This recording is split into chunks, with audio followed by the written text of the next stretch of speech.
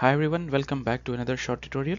In today's video, I'm going to show you how you can check your Windows 11 PC's full system information. To get the full information of your desktop computer or your laptop computer, press Windows plus R, then type msinfo32. Here you will see under the system summary. So here you will see a lot of details. At top, as you can see, OS name, it's Windows 11 Pro. My computer name, which shown as system name, system model, processor. If you scroll down a little bit, you will see a RAM details.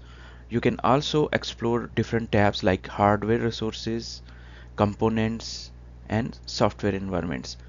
So here, by typing just msinfo32 in run, you can easily get this information. So that's it for today. See you in the next video.